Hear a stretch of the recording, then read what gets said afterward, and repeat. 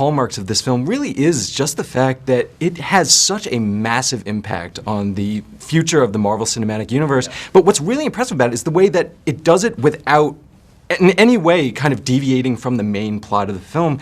I'm kind of curious how you kind of develop that balance, because it is something that you guys have had to deal with on all of your projects so far. Well, the movie at hand always comes first. In other words, whatever the actual movie is that we're working on that we want to be a great experience start to finish is the priority above and beyond the connective tissue of the cinematic universe. And this was the story we wanted to tell. Put Captain America in a position where he's questioning authority, which is not something he's used to necessarily from his days in World War II. Absolutely. Where his ideals and his morals are put to the test. Where he's teamed up with somebody like Black Widow, who has very different morals than he does. Absolutely. Totally.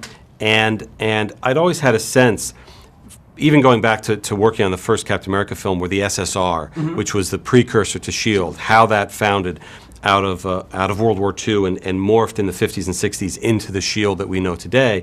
And there have been clues along the way, particularly in Avengers, as to what S.H.I.E.L.D. is doing behind closed doors, and sort of taking that to its logical, if not extreme, conclusion. Is something that I remember pitching, sort of spitballing the initial idea between takes to Chris Evans when we were filming the very end of the first Avengers film in Central Park in New York City when Thor and Loki go up. Sure.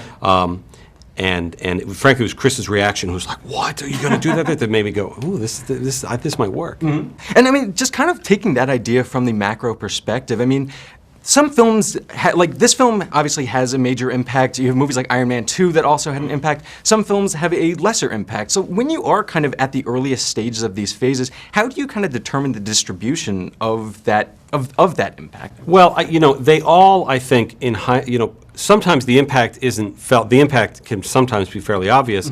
It also sometimes can be much more subtle. Sure. So frankly, I'm not sure people would have guessed the impact that the finale of the Avengers had on Tony Stark's psyche until you see the impact it had on his psyche in his next film. So I think there are things like that as you begin to see the rest of the Phase 2 films, and as we get into the Phase 3 films, impact from each of the movies.